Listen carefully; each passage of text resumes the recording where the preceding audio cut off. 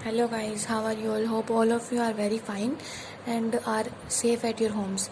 So guys, first of all, welcome to Dagai classes, and in today we are starting our new chapter, that is of physics class 11th, that is chapter first, physical world. So guys, मतलब जब हम लोग class 10 तक हम लोगों ने हमारे सामने कोई फिज़िक्स केमिस्ट्री की कोई अलग से बुक नहीं थी, मतलब इतना ज़्यादा डीप में हम नहीं गए थे। तो और इस साल मतलब जब आप नई स्ट्रीम चूज़ करोगे तो मतलब आपको फ़िज़िक्स और केमिस्ट्री को बिल्कुल डीपली पढ़ना होगा। तो सबसे पहले हमें जानना ज़रूरी है कि रियल में फ़िज़िक्स है क्या। सो फर्स्ट चैप्टर आपका है मतलब व्हाट इज़ फ़िज़िक्स, मतलब पूरा फिज़िक्स के ऊपर ही है। ओके, तो मतलब अगर आपको चैप्टर फर्स्ट समझ नहीं आएगा तो आगे आपको मतलब आगे के कंसेप्ट बिल्कुल क्लियर नहीं हो पाएंगे। तो चैप्टर फर्स्ट मतलब बहुत इम्पॉर्टेंट है आपके लिए। तो चलिए स्टार्ट करते हैं हमारा वीडियो।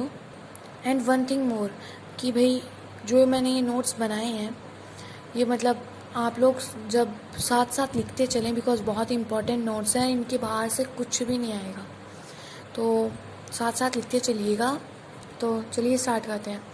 फर्स्टली मतलब आपका जो एनसीईआरटी में टॉपिक मिलेगा वो आपको इंट्रोडक्शन मिलेगा, दैट इज़ इंट्रोडक्शन की फ़िज़िक्स क्या है, कितने टाइप्स की फ़िज़िक्स होती हैं, and much more, force and all, forces, gravitational forces, momentum and all.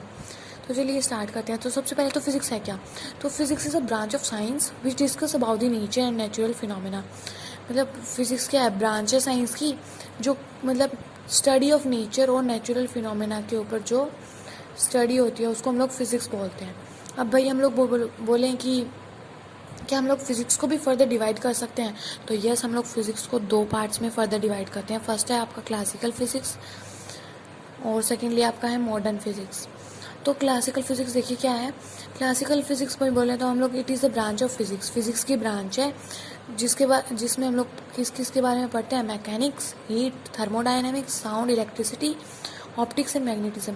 अब आप तो बोलेंगे भाई इसमें तो बहुत सारी ब्रांचेस आ गई। यस, क्लासिकल फिज़िक्स में इन सब को हमें पढ़ना पड़ता है। थर्मोडायनेमिक्स आपको क्लासिकल फिज़िक्स में देखने को मिलती है, इलेक्ट्रिसिटी के बारे में आप लोग पढ़ते हैं।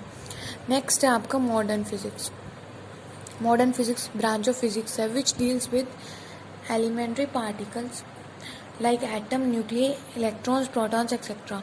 मतलब जितने भी मतलब क्लासिकल फिज़िक्स के बाद में जो भी बच गया ना आपका, जो भी वो आपका बाद में मॉडर्न फिज़िक्स में आता है। मॉडर्न फिज़िक्स में हम लोग थोड़ा डीप जाके पढ़ लेते हैं, मतलब जो भी आपका कंसेप्ट होता है ना, मतलब इनको अलावा जो भी बच गया ना वो हम लोग देखते हैं मॉडर्न फिज़िक्स में। मॉडर्न फिज़िक्स में हम लोग थोड़ा डीप में चले जाते हैं। ओके, उसके बाद में ये 3 टर्म्स हैं, इनका आपको मतलब पता होना चाहिए। फर्स्ट है माइक्रोस्कोपिक। माइक्रोस्कोपिक का नाम लेते ही आपके दिमाग में क्लिक होना चाहिए कि वेरी स्मॉल। माइक्रो का मतलब बहुत छोटा, तो very small in size. Macro का मतलब very large in size. And meso मतलब मॉडरेट साइज, मॉडरेट बीच का, ना बड़ा ना छोटा। ओके, नेक्स्ट आपका टॉपिक आता है फोर्स। तो फोर्स क्या है, इंटरमोलिकुलर एक्सटर्नल एजेंट है जो क्या करता है, try to change the shape. मतलब अगर हम लोग फोर्स लगाते हैं चाहे वो किसी भी फॉर्म में हो, पुश, चाहे हम लोग धक्का मारें या फिर पुल, किसी चीज़ को हम लोग खींच रहे हैं, तो पुश या पुल किसी भी फॉर्म में आपका फोर्स हो सकता है। वो क्या करता है, ट्राई टू चेंज, या तो चेंज करेगा या फिर ट्राई टू चेंज करेगा पोजीशन को, साइज को या शेप को। कोई भी ऑब्जेक्ट है उसका फोर्स लगा रहे हो, जैसे कि मतलब यहाँ पेन है, इसको मैंने फोर्स लगाया। ओके, तो या इसकी पोजीशन चेंज हुई है, शेप नहीं बट पोजीशन तो चेंज हुई है। ओके, तो मतलब ये आपका फोर्स होता है। नेक्स्ट क्या है आपका टॉपिक है फंडामेंटल फोर्सेस। फंडामेंटल फोर्सेस कितने टाइप के होते हैं, 4 टाइप के आपके फंडामेंटल फोर्सेस होते हैं। फर्स्ट होता है ग्रेविटेशनल फोर्स। तो सबसे पहले हम लोग मतलब 1 बाय 1 देखते चलेंगे, साथ साथ लिखते चलिएगा बिकॉज बहुत ही इंपॉर्टेंट नोट्स हैं।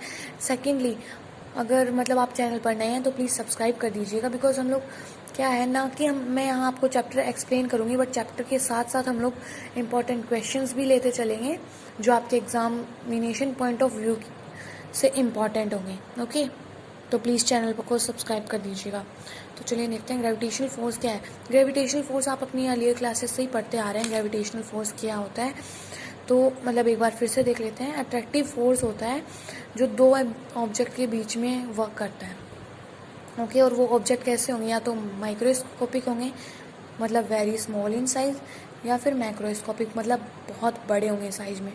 तो यहाँ देखिए हमारा m1 mass first and mass 2, 2 masses है हमारे पास, और ये हमारा ग्रेविटेशनल फोर्स लगता है। मतलब आप देखिए ग्रेविटेशनल फोर्स एक ऐसा फोर्स है, मतलब आप चाहे, ऐसा तो है नहीं कि भाई आप ऊपर से फुटबॉल गिरा रहे हो तो वो ये नहीं कि ऊपर चली जाएगी आसमान में, मतलब अर्थ है वो उसको अपनी तरफ अट्रैक्ट करती है।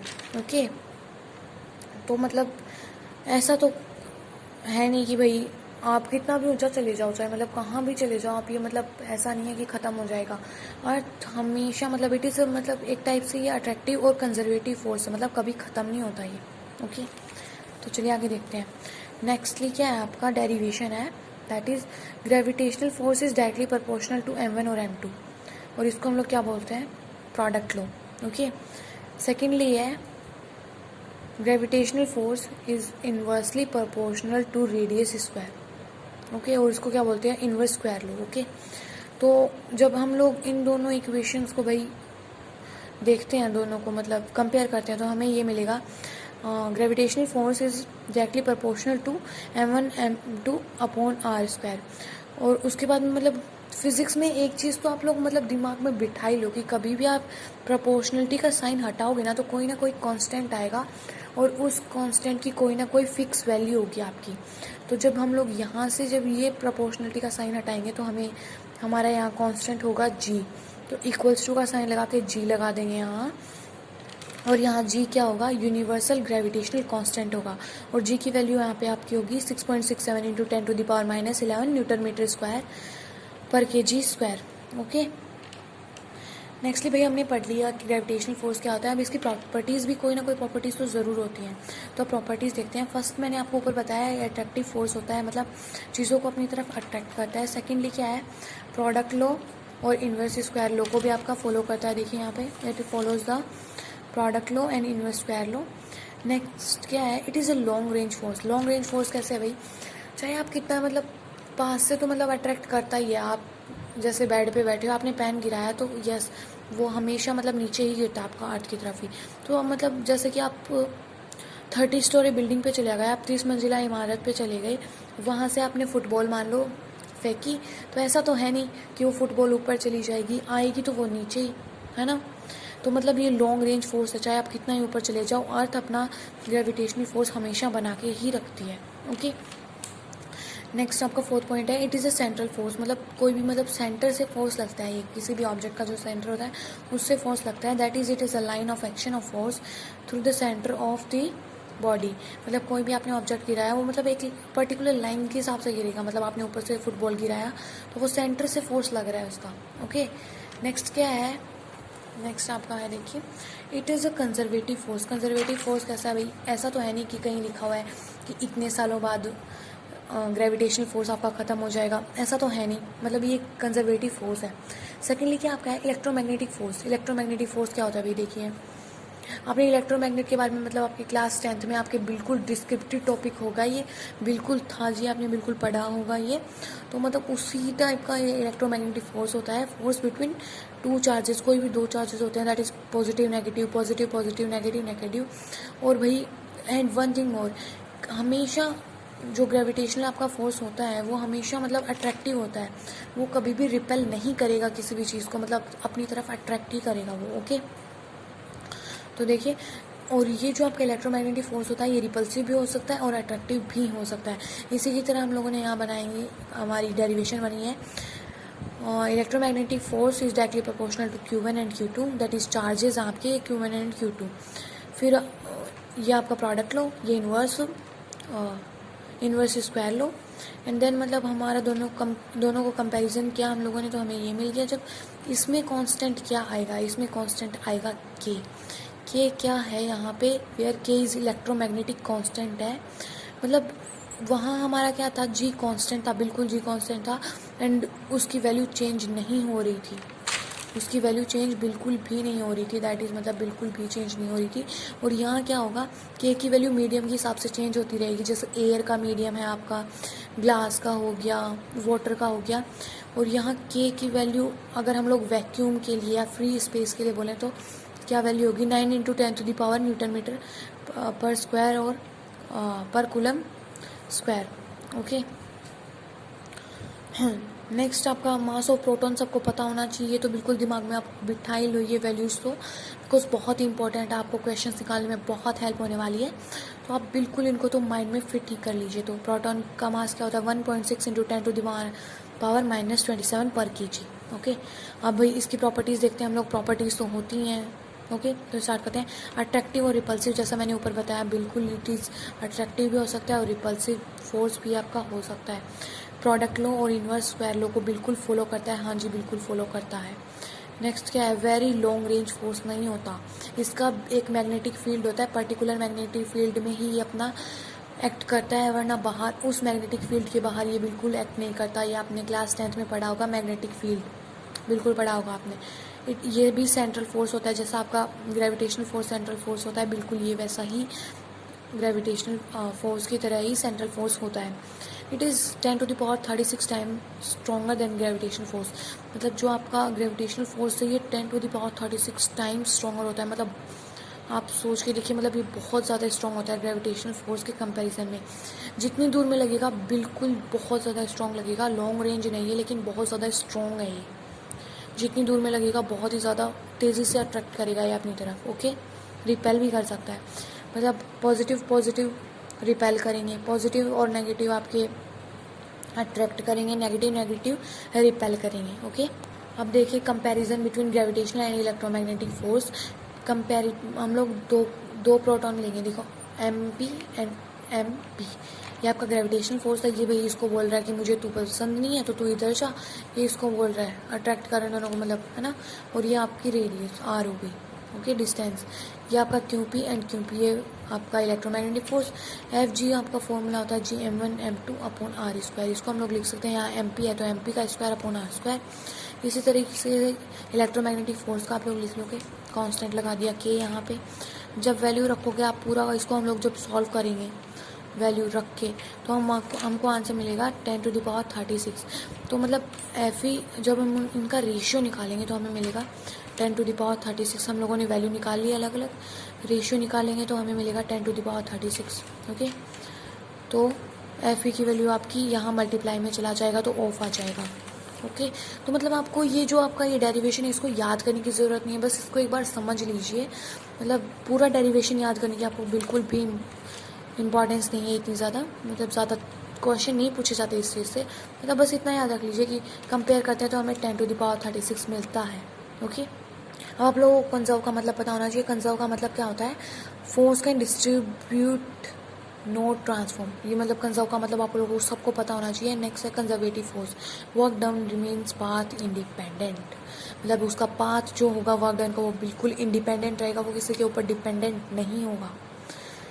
नेक्स्टली आपका कौन सा फोर्स आता है, strong nuclear force, strong attractive force between pair of nucleons और between the pair of proton and proton, neutron and proton और न्यूट्रॉन। मतलब आपका बहुत ही ज़्यादा अट्रैक्टिव फोर्स होता है ये किस के बीच में, पेयर ऑफ न्यूक्लियंस की कोई पेयर हो सकती है, कोई भी पेयर हो सकती है, प्रोटॉन या फिर प्रोटॉन की, जैसे प्रोटॉन एंड प्रोटॉन की। ओके, न्यूट्रॉन एंड न्यूट्रॉन की, N एंड N की, एंड प्रोटॉन एंड न्यूट्रॉन की P2 N। Okay, next it provides, ये स्टेबिलिटी प्रोवाइड करता है किसको, न्यूक्लियाई को, किसकी जगह, रिपल्सिव फोर्स की जगह ये उसको स्टेबल बनाता है, रिपल्सिव फोर्स नहीं देता उसको, as an electromagnetic force between the pair of electrons. Okay, मतलब स्टेबिलिटी प्रोवाइड करवाता है न्यूक्लियस को as a electromagnetic force between the pair of electrons. भाई स्टेबिलिटी प्रोवाइड करवा रहा है electromagnetic force as a form of electromagnetic force दो pair of proton को, किसकी जगह, भाई रिपल्सिव फोर्स प्रोवाइड नहीं करवा रहा है, रिपल्सिव फोर्स की जगह इलेक्ट्रोमैग्नेटिक फोर्स प्रोवाइड करवाता है। ओके, देन यहाँ QP पॉजिटिव है आपका और न्यूट्रॉन आपका न्यूट्रल होता ही है। ओके, और जो आपका प्रोटॉन और प्रोटॉन फोर्स लगाते हैं आपस में, तो मतलब जब दोनों प्रोटॉन और प्रोटॉन फोर्स लगाते हैं इलेक्ट्रोमैग्नेटिक फोर्स लगता है, रिपल्शन का और न्यूक्लियर फोर्स भी लगता है, मतलब दोनों फोर्स इसमें वर्क करते हैं। न्यूट्रॉन और न्यूट्रॉन जब आपस में फोर्स लगाते हैं तो बनता है आपका न्यूक्लियर फोर्स, और प्रोटॉन और न्यूट्रॉन लगाते हैं तभी भी आपका न्यूक्लियर फोर्स ही लगता है। नेक्स्ट है आपका फोर्स की, स्ट्रॉन्ग न्यूक्लियर फोर्स की प्रॉपर्टीज़।